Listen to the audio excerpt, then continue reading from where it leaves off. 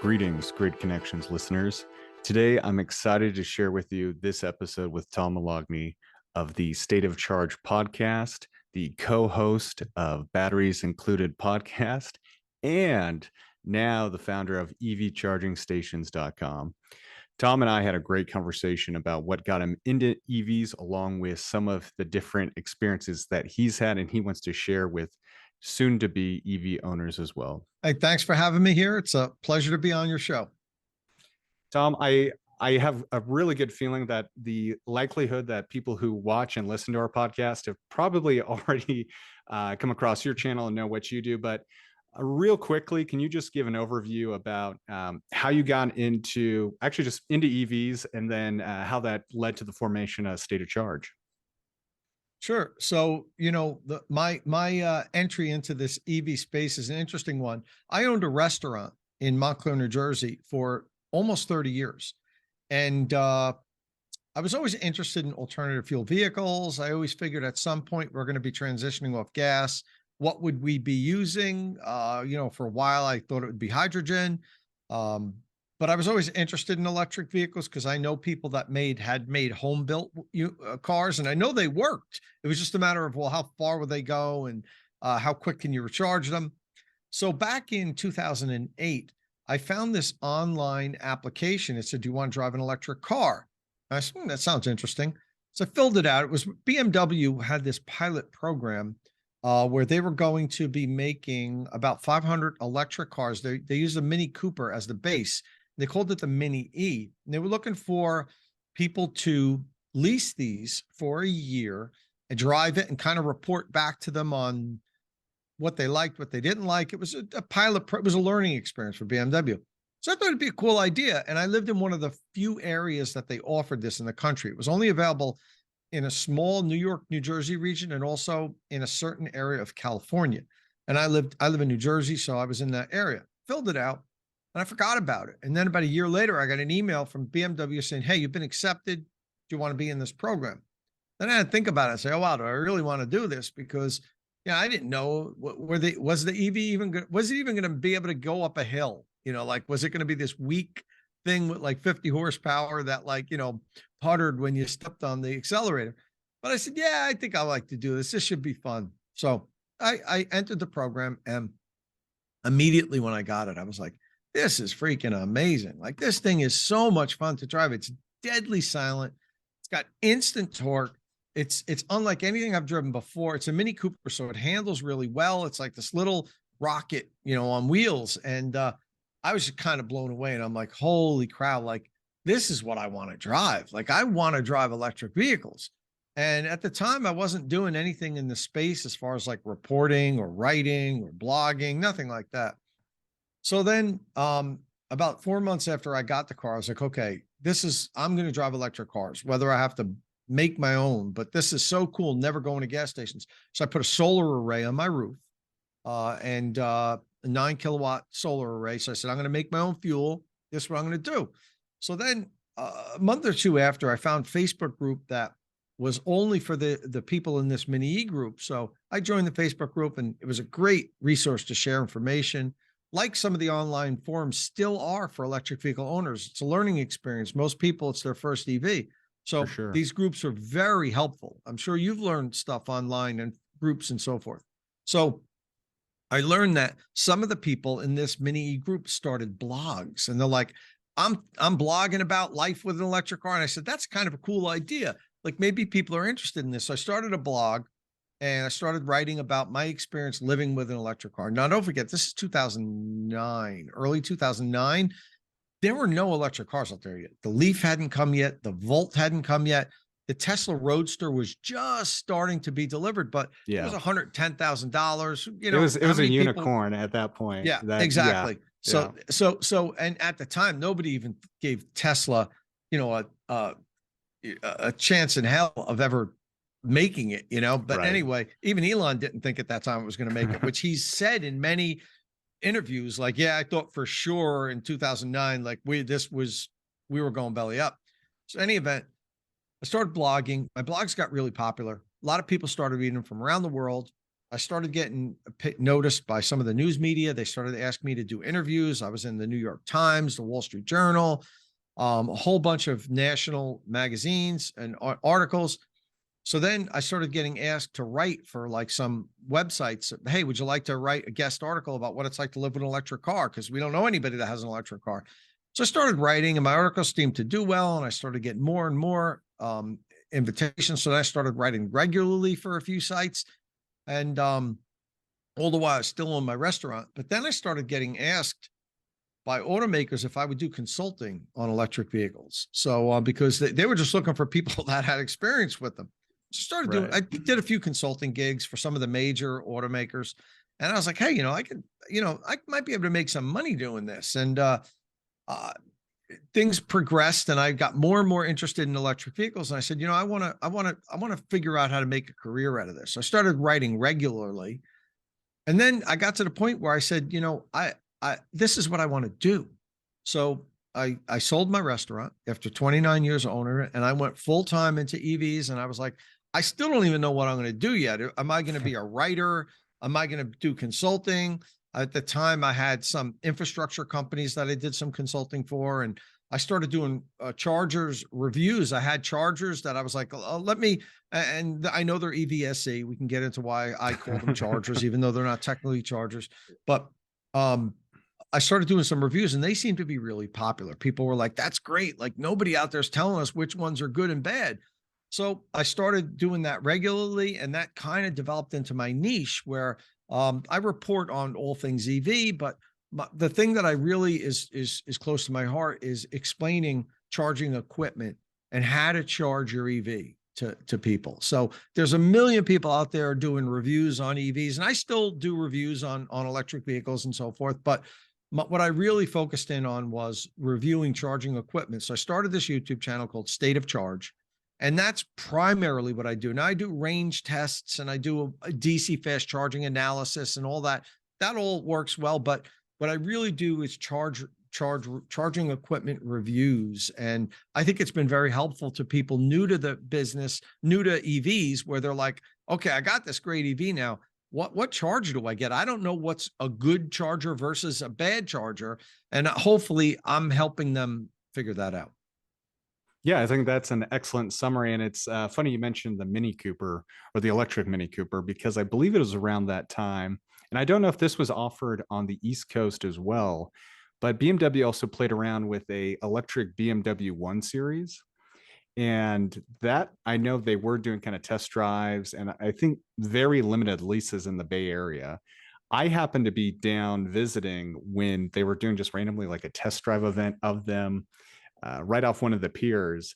And I drove that thing. It looked cooler than the base 1 Series because it had this bulge in the front, because it looked like what would normally be like a turbocharger or something was there because of the batteries.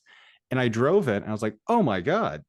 Yeah, I know of Tesla, but these OEMs got it figured out. They're just gonna build these. I'm gonna buy one of these because this thing is so much fun to drive, great power. And maybe a few months after that, it was just like, it never happened. And I have yet to ever see electric 1 Series again. And it was phenomenal. It was such a fun car. I think the range may have only been like 150 miles or something, but at the time I thought it was the greatest thing. And shortly after that, never saw it again. I know the electric Mini program continued a little bit after that, but I don't know if you ever got a chance to drive one of those or see those. So, yeah, long story now. It actually did materialize. It was called the BMW Active E, and it was a retrofitted 1 Series. And the bulge on the hood was exactly what you said, because the battery block, they had to put batteries all over. It wasn't just one battery pack, because they were retrofitting a car. There were batteries in the transmission tunnel, and there was a big battery block under the front hood. So it's called the BMW Active E. And it was offered in a certain number of areas, Northern California and Southern California, and then in the same area that the Mini E was available here on the East Coast. So that was BMW's second generation of prototype electric vehicle. It was never designed to be bought. So what happened was everyone that was in the Mini E program got first dibs on an Active E if they wanted to lease one. Interesting. And then they made more Active E's. They made 1,100 of them. So they had extra. So they did offer it as a lease. You could have leased one if you would have followed up with your dealership and asked them questions about it. So they put 1,100 of them out there. I had one. I drove it for 2.5 years. I drove mine about 75,000 miles. Wow. And I was the first person to get it. Now, BMW, because at that time, I'd become very well known with the Mini E for doing all these news articles and everything. Other people in the Mini E program, I was probably the highest profile person because I had done a lot of news reporting, and BMW used to take me around to these events so I could talk about electric mobility as a customer, not as a BMW representative. So they asked me, they said, we want you to be the very first handover of the Active E. And the CEO of BMW is going to hand you the keys. We're going to do a big handover ceremony at BMW headquarters. News is going to be there and all this stuff. So I said, sure, you'll drive your Mini E in, you'll park it, you'll give us the keys, then we'll give you the keys to the Active E, you'll make a speech and you'll drive away, which is what we did. So the interesting thing about that is, so I leased the BMW Active E. That was in January of 2012, January 2012. Gotcha. So that was the first electric BMW offered to the public ever. You know, they had made experimental BMWs before. Now, the Mini Cooper was a Mini. It's not a BMW. So Right. Tom Moloughney is the very first person in BMW history to lease or purchase an all-electric BMW, and that'll never change. And they actually had a little section in the BMW museum over in Munich on this, with pictures of me getting the keys of it and everything. So it's interesting that you brought up that car, because there's a piece of history that I'm involved with that car, and I'm the first customer to ever get an all-electric BMW. So between the two, I mean, technically at that time, Mini was owned by BMW already, right? Still are. Yeah. Now between the two, which one did you like more? It's hard to say because they both had different characters. The Mini E was a very rudimentary. It was like a home built car. You know, BMW Right. put it together really quickly with all third-party components. It wasn't BMW's tech. You know, they had basically AC Propulsion, which was a company out in California. They had the powertrain and all this stuff. So it was a Frankenstein car, we used to call it, because it was cobbled together with all these parts. But it was just a blast to drive, and it was my first EV. So it'll always hold a place in my heart. Now, the Active E was much more polished. It had a thermal management system that Mini E had no thermal management. So in the summer, the batteries would get really hot. In the winter, they'd get really cold. The Active E had a liquid thermal management system. It had, much nicer, more plush interior, a softer ride, a quieter cabin. It kind of looked really cool, as you mentioned, a 1 Series, So I'm not going to pit one against the other. They're both I hold them both close to my heart because they're my first 2 electric vehicles that were never available for sale. They were designed only to be prototypes, but I love them both in their own unique way. If you put a gun to my head, I'd probably take the Mini over it because it was my first electric car. Gotcha. And it was just such a blast to drive. The Mini E was faster than the Active E. Oh, really? Okay, interesting. Yeah. I think that is probably where I originally came across some of your writings and stuff, was some of the reporting you did on the Mini E, but I guess I either didn't realize or had forgotten that you also had an Active E. Yeah, and I had a blog about that too, the Active E blogspot. I think it was Active E, I forget the name, but Active E Mobility.blogspot was my blog on that. Yeah. Well, I guess segueing a little bit to what you're covering now more. I think let's talk about state of charge, and you've actually had some really interesting products to kind of review and cover the past few months, ranging from the new Tesla charger that you seem to be pretty impressed with, or at least last I'd heard, to even I think it's also been really interesting to see some of the charging discrepancies you've had with cars, and the one that kind of comes to mind was like the Lyric, between what Kyle experienced, what you experienced, and kind of figuring out some of the issues with that. But let's kind of kick it off with just the state of level 2 charging in general, what you've been seeing, and maybe some of, for anyone listening, any tips and kind of recommendations for anyone out in the market right now. Yeah. So, the one thing is that all level 2 charging equipment isn't created equal. And very high level advice would be, please don't go to Amazon and just search EV charger and then click lowest to highest price, because you will get garbage. And a lot of people do that for Amazon. And I know why they do that, because we're so conditioned. Let's say you're going to buy, a tape measure, Yeah. like you might search lowest to highest because you're like, look, I'm going to anyway in a year. So why should I buy the $40 tape measure when there's one for $9.99? And that's not a bad idea. But when you're buying charging equipment, it's a different animal here. And there's a lot of very low quality, cheap equipment, mostly getting dumped in from Asia, that it's garbage and it's not going to last. And, if you're lucky, it'll just break. It won't cause a problem where melting the pins on your car and you need a new charge inlet installed for $1,500 or fire in your house. So, which I think those two reasons alone are enough. But but people don't totally realize get it that, when they're Chase. new. That's They the don't problem. realize it, especially they don't realize it. Yeah. Sorry to talk over you. That's the biggest issue. People, they just don't, they don't realize that there's serious safety issues with charging. It's perfectly safe if you do it correctly. But if you vary from doing things properly, there's a lot of power being fed to your car. It's not like a lamp or ceiling fan, pulling, half a kilowatt. There's a lot of power that goes through these things. And that's when you have problems. I think that's spot on. And I think one thing to add to that, and this is like, even though we've both been kind of following in this industry for like close, I mean, you've probably been now longer than that, but like pretty much about a decade.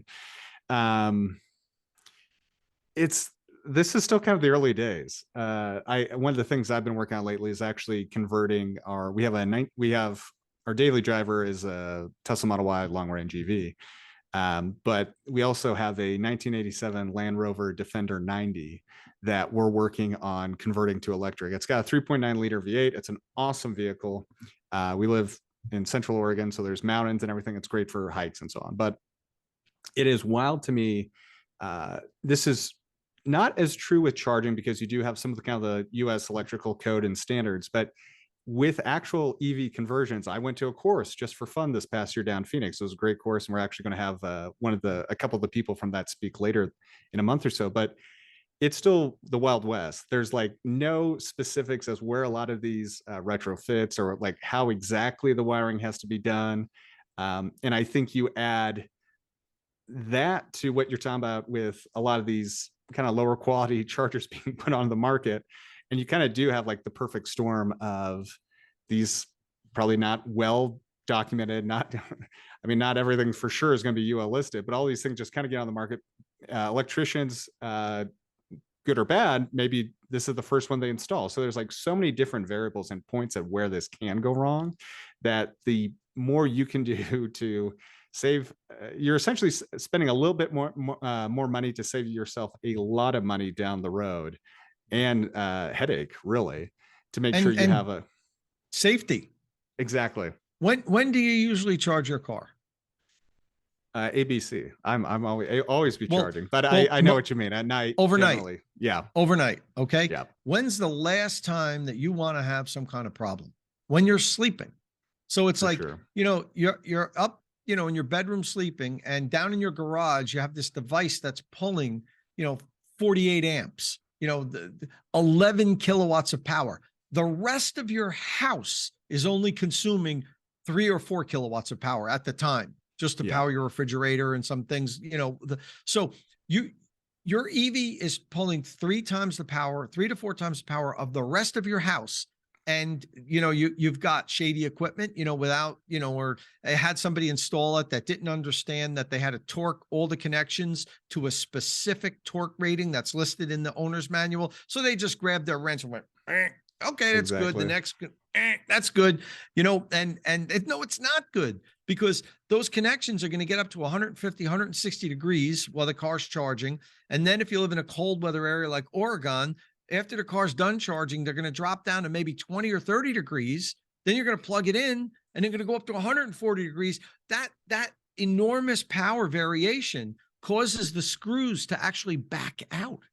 And now you get arcing, and you have to have a qualified person work on this. And it's one of the reasons why I partnered with this outfit called Qmerit. I don't know if you heard of them, but they specialize in EV charging installations, and all their installers, not to give them a plug, but that's the reason, is they're trained on EV charging installations and equipment, and they know to follow all best practices for EV charging. And yeah, I'm not saying use Qmerit, just use somebody who understands EV charging equipment, and that they're not just going to go, it's tight enough, which you get, even licensed electricians do that.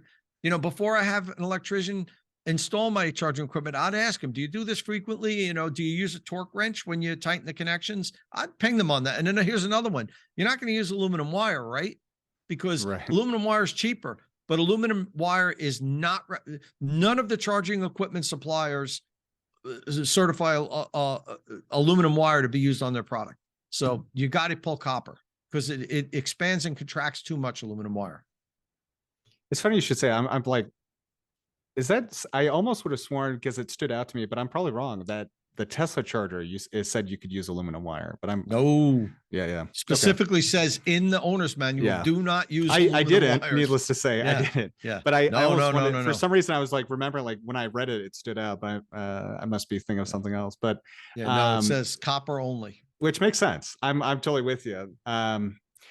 But I think one final thing to cover on that. Do you still have the 1450 plug that you were showing me before we start recording here? I think that's also a great example. And I guess for anyone listening, Tom, do you want to give a little overview? So I have a bunch of these actually. Do you see, this is a NEMA 1450 outlet.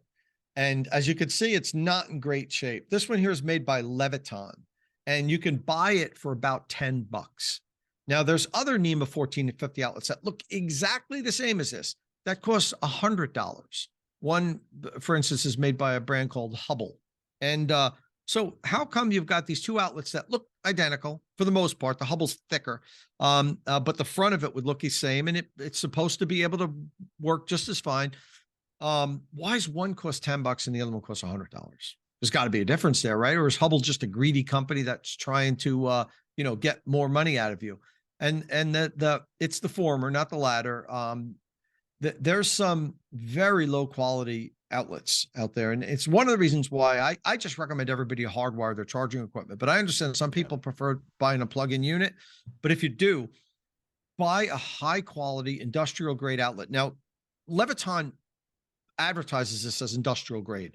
Anybody can say it's industrial grade, so that's a problem, because you can't just read the.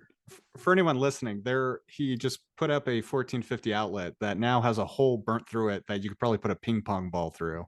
It's very concerning. Needless to say, but that is 100% spot on. I think you bring up a great point there, Tom. It's like, usually when people ask me, I realize it's usually more money, but if they can do it, just go for the EF. I always call them chargers too, but yes, technically the EVSE. But I get it. Sometimes situation dictates that you just have a 1450 in your garage. Great. Replace it. Don't use replace it. And it costs less to hardwire a charger, because then you don't have the $100 expense of the outlet, and it's just it's a safer installation. And so when people basically say, well, why does this happen with the cheap ones?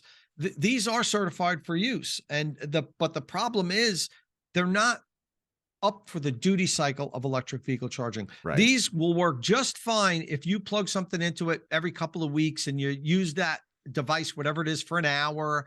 But with EV charging, you're pulling the maximum current that this is rated to power, sometimes for 6, 7, 8 hours continuously, 3, 4, 5 times a week. So it just cannot sustain that. I'm telling you, if you buy a Leviton outlet like this, a 1450, it's going to melt. It's just a matter of when. And it depends on how much you use it, how many hours continuously, how much power you're pulling through it. If you're pulling the maximum 40 amps through one of these, and you have a battery with a big EV and you drive a lot, that guy's going to melt within the first year. And I have dozens and dozens of my followers that have sent me pictures. Some almost burned down their house over it. It's just not worth it. Buy good quality equipment. Yeah, and I think just one final thing to say on it, just to think about it, is like, as you said, you're doing your charging at night, you're drawing way more power from the EV. And for any naysayers that are listening, this is totally safe. It just has to be done right. Mhm. There's a reason that house fires have started from all sorts of things in the past, whether it be dryer lint to uh, other sorts of shorts. You just have to make sure it's done right. And once it's done right, it's a pretty much set it and forget it. But Mhm. another way to look at it is essentially at night, you're running 2 to 3 commercial welders while your car is charging. I mean, it's a lot of power. Yeah. So All you want night. to, yeah, exactly. For an extended period. And I think that really is the big thing, as Mhm. opposed to other intermittent things that a lot of these Yes. 240s are designed for. Because the Now, power is from the heat generated. And the exactly. longer you run it, the hotter it gets. If you just run for a short period, let it cool down, plug it in again, you're not going to generate that heat. But the problem is the 4, 5, 6, 7 hours of continuous load, that thing just gets hotter and hotter and hotter, and the connections can't handle it. And now that we've scared everyone listening, what what are some of the chargers that you right now are kind of most impressed with, and really, or the EVSEs that you've really found to be the most durable and just kind of best case for a lot of people who are in the market looking for one? Yeah. So, there's so many. And I always tell people there's really no one size fits all. You need to, there's some questions that need to be answered for me to tell you what the best charger is. And actually, I have a website that I didn't even mention it to you, Chase, a new website that I'm just launching. It's called evchargingstations.com. And on that, I'm building, it's not available yet. And I haven't really talked about this website because it's not ready to show everybody, but I'm building a tool on that it's going to ask you 10 questions. And based on that, I'm going to give you my top 3 recommendations on chargers to buy. So because Cool. so many people send me emails saying, Tom, I just bought a BMW i4, and I live in this area, and please tell me what charger to buy. And I can't respond to the emails because I get overwhelmed with them. Sometimes I get 20, 30 emails every day from Yeah, and followers asking me. that's a good layup for another plug for you. No pun intended, about the batteries included podcast I've been listening to with you, Cal Connor, and Martin, along Dominic with, and Martin. yeah, there you go. Great thing for anyone listening to this. You really should listen to that. I've really enjoyed it. All of them are very entertaining and great on kind of EV news, but this is the exact thing I remember hearing in one of the last episodes. You were talking about how you're getting so many emails about this, and I can understand. I've been to schedule this call, but there's nothing against that. It's going to be busy than bored. So I think And people that's think great to I'm hear. avoiding them, Exactly, because I exactly. don't And I've respond, had but the it's same not it. issue. I get it. I just get so many emails that I can't Right. keep up with it. And I feel bad because I always used to respond to people that reached out to me. I feel like if people took the time to ask me a question, I should honor them with a response, but I can't anymore. So I'm like, how do I deal with this? How do I help people? So I said, I'm going to make this tool, and I'm just going to direct people to the charger recommendation tool. And Which I think that's is what we're going great. to do. Yeah, but you asked me, I haven't answered the question yet about which chargers. So some of my top chargers today, the new Tesla Universal Wall Connector, which is so cool, and I'll show you really quick. And the cool thing about this was Tesla only sent it to me. I am the Right. only person that Tesla sent this to, which was an honor. So it's regular Tesla connector, the NAX connector, but it also charges CCS or not CCS, J1772 equipped vehicles. You press a little button here, and a J1772 adapter attaches to the top of the Tesla adapter. And now it's tethered. You can't get it off. So you can't steal it. But this new universal charger can charge any EV sold in North America, which is really good. So that's one of my top recommendations. I also recommend the Emporia charger, which is a really good charger. The Grizzle E, which is a low cost 40 amp, very robust charger. Even the ChargePoint Home Flex behind me here is a very good unit. It's pricey, but it's a very good unit. Those are some of my top recommendations. But again, I need to have a lot of questions. Are you going to mount it outside? Do you live in a cold weather area? Do you live in a really hot weather area? How many amps do you have available in your house? So there's a lot of questions. There's no one size fits all. And I think that also speaks really well to your channel and some of the stuff you do, because I was like, okay, he's doing EV charge reviews. I guess that makes sense. There's a need for that. How do you really charge an EV? And then you're plunging in water. You're doing all these things. Like, Okay, no, that totally makes sense and is definitely legit. Yeah. That like these are the things that these are exposed to Yeah. and need to be designed for. So Yeah. yeah, I understand why you're getting so many emails about it. I'm glad you're making this website for people to go to. And Yeah. for anyone that has questions, I highly recommend it. One thing before we change topics, I am really curious on how you've been liking the Ford home charging V2G, V2L charger, how that's been going. Because I've watched a couple of the episodes about the installation, and I wouldn't say issues, but just difficulties with setting up a system like that. So I'm just curious if there, for one, your overview thoughts on the process, and then two, Mhm. if you've been using a lot, and what you think of it. Okay, so yeah, what you're talking about is I have the Ford Charge Station Pro, which is an 80 amp level Right. 2 charger, but this is a bi-directional charger. It can accept power as well as deliver to the vehicle. And then if you have your Ford Lightning and you have this charger, and then you buy what they call the home integration kit, then you can actually use your truck to power your house, which I have. I had it installed. I have a very comprehensive video on the installation and how it works with the different power flow and everything. So the one thing that I can say is, has it been seamless? No, there's been issues. But I expected that because this is the first generation. This is the For first sure. time your EV could power your house. So I knew going into this, and I was one of the first people to get this and have it installed. I knew there was going to be issues. I feel bad for some of the retail customers that did it thinking like, yeah, this was just going to rock Well, and I right from think day this goes one. back And exactly to what I was saying. Like this, like talking Mhm, about Wild West, the whole mhm, V to G, that whole space is still, yeah. I think, And has it's a lot going of to be promise, for a but it's while. early days. It's going Yeah, to be rocky for a yeah, while for all the products out there. And so yeah, I had some issues with it, but uh, I've gotten it to work. I had something needed to be repaired, got fixed. But it works. When I plug my truck in, if I have a power outage, it's powering that I can deliver about 10 kilowatts, 9.6 kilowatts to the house, and it works. It's just there's some glitches still. There's still some software glitches, but pretty much every time I needed to use it, it worked. that's great But I though. have had to fix it. It had a problem. So Yeah, and then, I mean, once again, I think it's a really cool technology, and there's definitely some use cases for it, but mhm, it's not a plug and play solution, and that's not not yet. essentially Ford's problem either. Yeah. I just don't think a lot of people realize the complexity of doing a system like that. Essentially, the way, and you can probably even do a better job of describing this than I can, but because of how the most home outlets or home panels are designed for flow of energy, unless you already have like a solar system set up, there's a lot of things that can have to go in to make sure that the panel is used to getting energy back through it in that direction. But I think it is a technology long term that has a lot of really cool uses.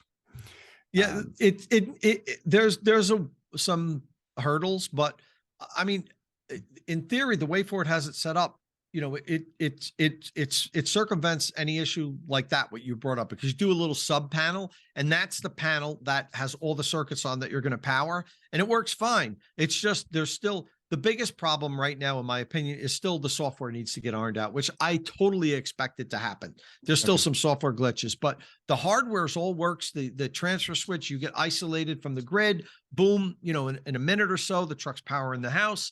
But it's Gen 1. It's the first Yeah. one of these things out there.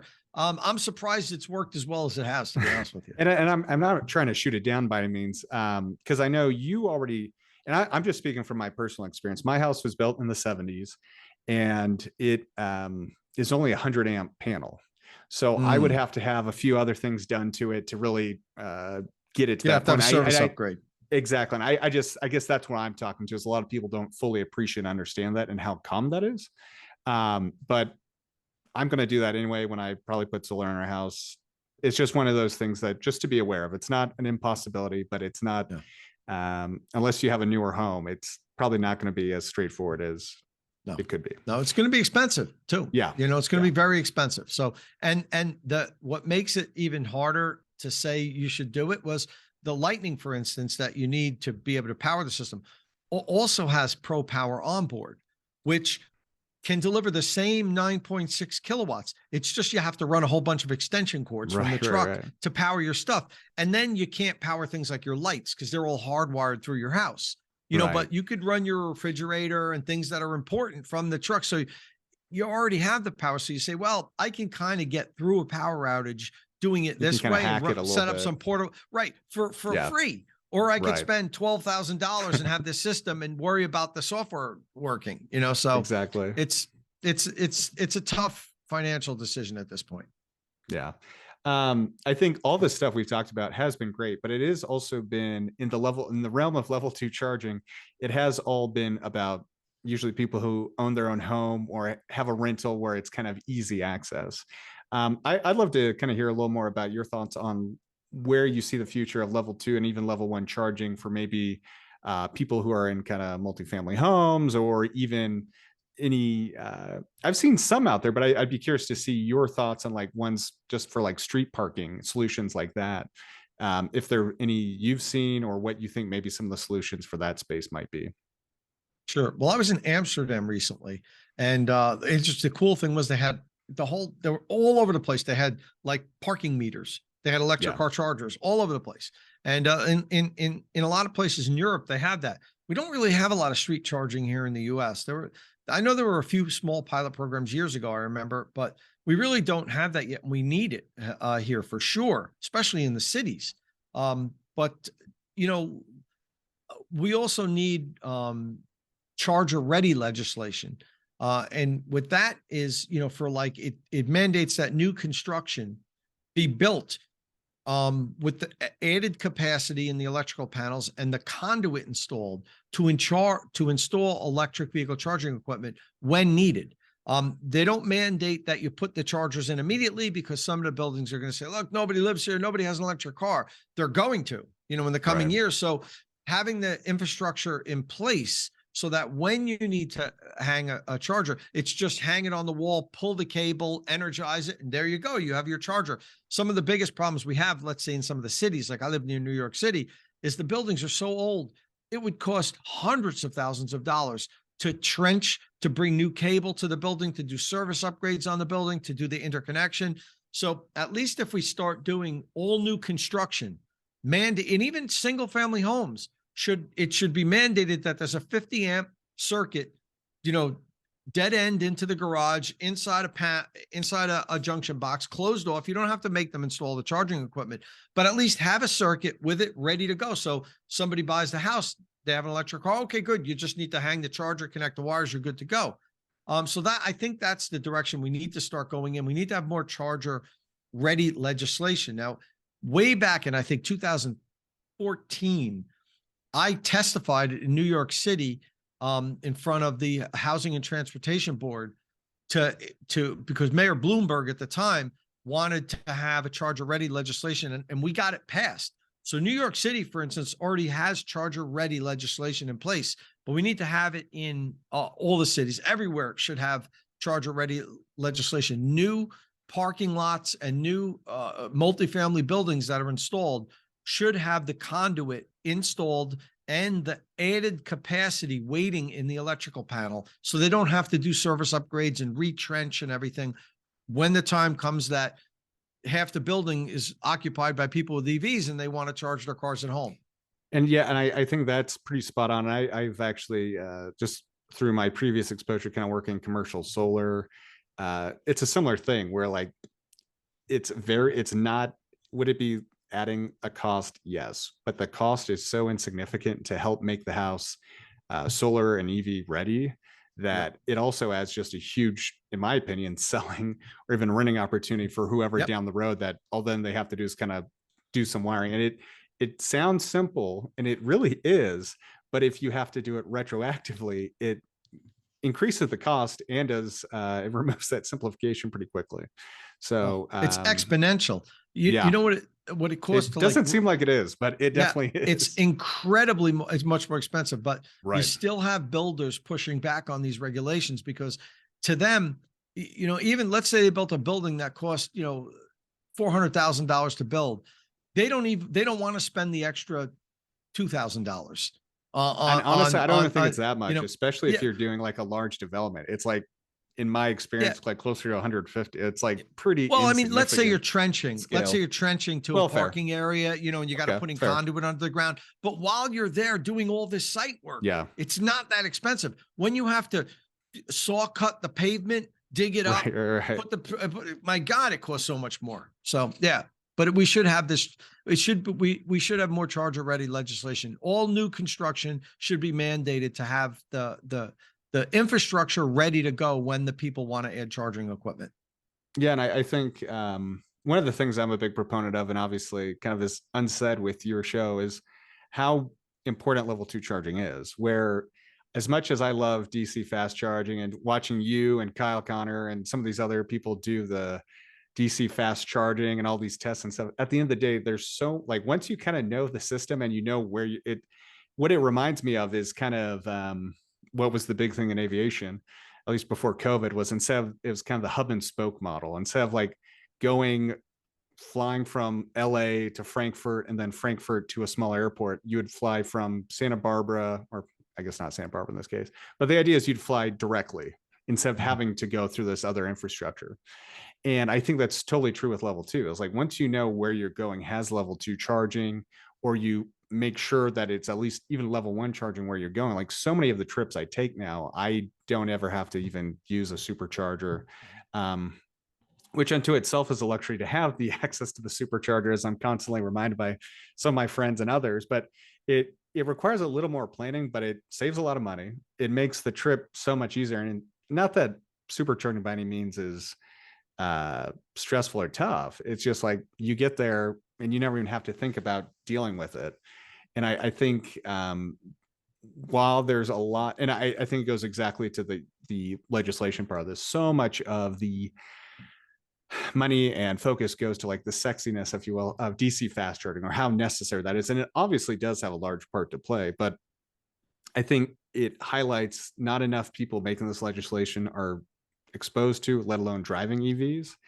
And that's where the importance of like level 2 charging, or just trying to make it that more common and easier for people, will inherently minimize the need, not only just the need for DC fast charging, but like how many people will be using one at a time. Obviously there will be like holidays and certain things like that, but if you can proactively make it easier for people to use level 2 charging, they skip it completely. And I think a lot of people coming from the gasoline world and combustion engine world don't fully appreciate kind of how magical that is. Everyone kind of thinks about like, oh, how expensive DC fast chargers are, or how much it costs to charge, or how long it takes, where it's like, I rarely have to do that anymore. And I'll go a couple hundred miles at least from different parts of the state or to other states, and never even have to use a fast charger. And that might be a little bit, that's maybe, I guess, me ranting a little bit more of a pro EV driver move, but it's something that I think needs to be more of the conversation.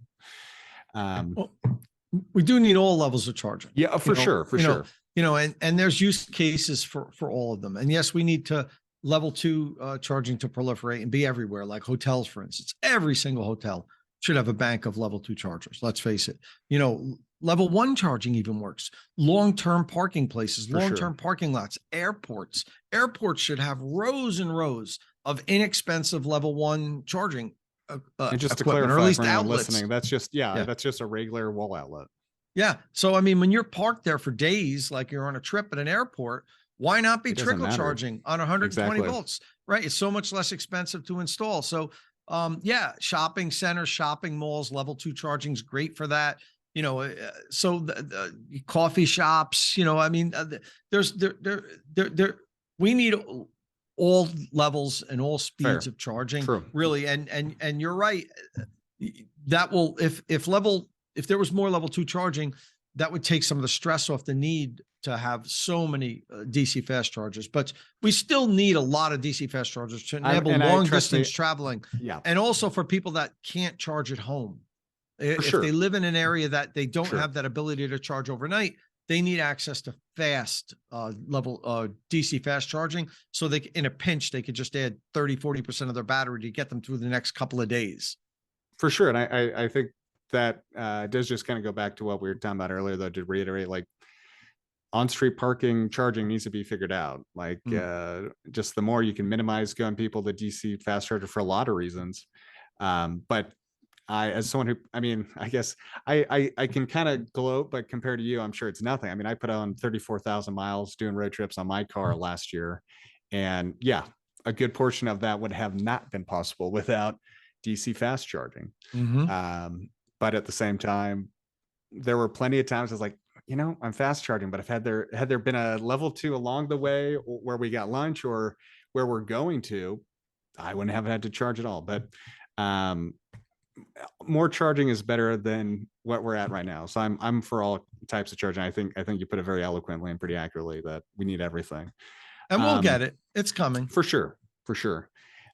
With that, I know your focus kind of has been more around level 2 chargers, but with some of the EVs you've been driving, and I guess refresh my memory, you had a Rivian, but right now, what are the EVs that you have personally? You got the F-150 Lightning. I currently own an F-150 Lightning, a Rivian R1S. I Oh, had a gotcha. Rivian It's the SUV. R1T. Gotcha. I had the R1T and I sold it when my Rivian R1S came in and bought the R1S. So I have a Lightning, a Rivian R1S, and a Chevy Bolt EV. Gotcha. And of those three, what would you say is your favorite daily, and it kind of makes charging the easiest since they are all CCS? Yeah, probably the Lightning is my favorite daily driver. Yeah. I love how it drives. And that's what I hop in when all three vehicles are parked in the driveway. If Meredith, my wife's name is Meredith, if she hasn't taken one of them, my first vehicle to jump in is always a Lightning. And just out of The other curiosity, vehicles are great vehicles. I just yeah. like how the Lightning drives. Yeah. And I know you've tested like the Lyric and a couple other cars recently. What having such a wide exposure to auto OEMs and how they're approaching level 2 and DC faster, like what has been your takeaway of where these auto OEMs? I know you'd shared on some of the GM products. I forget, what is it they don't have? It doesn't show the kilowatt. No, well, I hate the fact that all the GM cars don't show the state of charge once you get under like 8% state of charge at the very end. When you need it the most, when you're going to be white knuckled and worried about running away, the whole time it shows you the state of charge and how many remaining miles you have. And then you get down to the end and it just says low. Like it gives you nothing. Now you can get that information in your app and on the newer GM vehicles, if you are using the integrated navigation system, you can see like your remaining state of charge, but like, so the vehicle knows what the state, they selectively choose to make it go away from the driver's display. I'm driving. I don't want to pull up my phone and check my app or whatever. Sure. So yeah, it's a puzzling decision that they do. And I don't understand it. It's bizarre. They're the only company that does this, that just doesn't, like, once the vehicle gets low, they decide, oh yeah, you don't need to know what your state of charge is anymore or how many remaining miles you have. We're just going to tell you it's low. Like, what the hell? You already knew that, but we're just going to remind you. Yeah. Yeah. Like, if you didn't have white knuckles before it blinked to low, you're going to be like, like, yeah. I mean, I feel like you're going to break to something. the charger. It really doesn't give you confidence in the system. If you even the car, it seems like doesn't know what it's at. Yeah. With that wide exposure and that experience, what, I guess, are there any cars that stand out to you right now, besides, as you said, the GM ones, that are doing kind of a good job at like just making the transition, if it's your first EV, are doing a good job of that? And then second, any kind of feedback or thoughts you have for general automakers and their EV programs? Yeah. So, I don't know if there's a specific vehicle that I would say this vehicle, but what I will say is some manufacturers, the starters particularly like Tesla and Rivian, I think do a good job at helping the customer understand EVs. Like Rivian, for instance, when you're DC fast charging, and your charge rate gets derated because the charging station isn't delivering the power it can, because maybe it's overheating or the truck's battery is too hot, so it's limiting the power. It gives you a little warning that says DC fast charging rate lowered, due to temperature. So I love that. And I love when they also display how many kilowatts the vehicle is taking at that time, which is, I think it's very helpful. I love when some EVs give you battery temperature. The Rivians just had are going to be having a big software update that's going to be included in. Um, Porsche always did that. The Taycans always gave That's you true. battery temperature. And that's useful information to EV owners. And I think some of the existing legacy brands, they don't understand that that's very important for people to view, and they don't give it to you. So I think that's something that some of the manufacturers are doing well. My Lightning, what I think is really good, what Ford does is they give you this regenerative braking coach, and it tells Oh, you the right. percentage every time you take the car down to a stop. It tells you what's the percentage of stopping that was done with regen versus friction brakes. So it can coach you to help you maximize your range, because every time you stop, you want that to say 100%. That way you're reclaiming as much energy as you can. And I love it when the manufacturers do that. No, those are Things great like that. examples. Yeah. And the temperature one is an interesting one to mention. I think definitely for, I don't want, I guess maybe EV nerds or pro EV drivers, it matters a lot. Do you think that maybe the reason automakers are doing that is it might be concerning or kind of too much information to like someone who's coming from a combustion engine driver? They're like, okay, I got to worry about the temperature of my battery now. Well, there's always been temperature gauges on ICE Right. vehicles, right? Right. Why remove it for the EV, you know? Yeah. But I No, understand what you're saying. Yes, I yeah. think there are times, but you know what? If that's the case, don't put it front and center. Put it in the info in somewhere in the settings where people that really want it can pull it Have up the option and they can activate it. Give us the for option, sure. because the Yeah. vehicle knows that information. Give us the option to access it if we want to. No, I completely agree with for sure. And then I realize we're kind of coming up on the end of time here.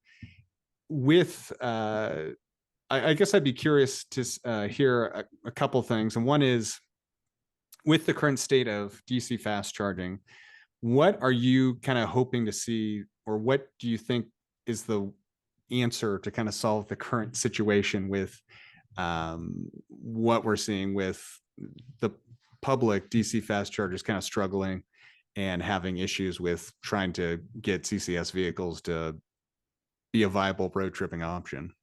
Yeah, well, I mean, one way, in my opinion, to improve reliability is everybody wants part of this NEVI funding. Everyone wants subsidies, right, for DC fast charging equipment. And I'm not necessarily against giving subsidies, because we need to get this out as quickly as possible. Right.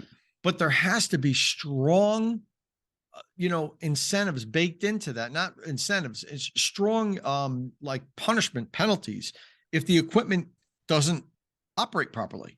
And the way it's currently written, it really isn't. Like, they talk about uptime, but there's different ways you can define uptime. Yeah.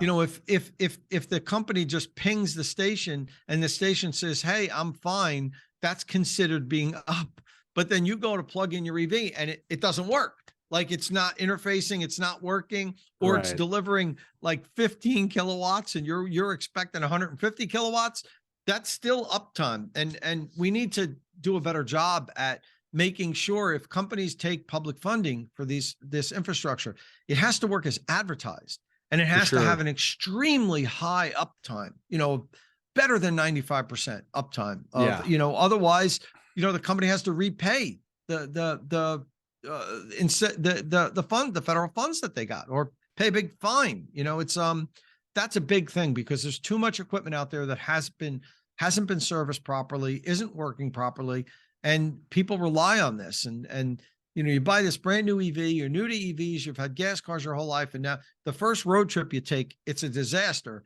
You can't charge because it's broken, or for whatever reason they're offline.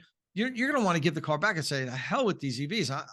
They're not ready yet," and Right. it's unfortunate. And that's the case we have for the most part, outside of the Tesla supercharger network. It's very spotty at best on reliability, and it's a big problem. We have to do better. For sure. And I think everything you said is pretty spot on. It's one of the interesting takeaways I had with speaking of the NEVI funding, recent conversations we had with Lauren McDonald of EV Adoption.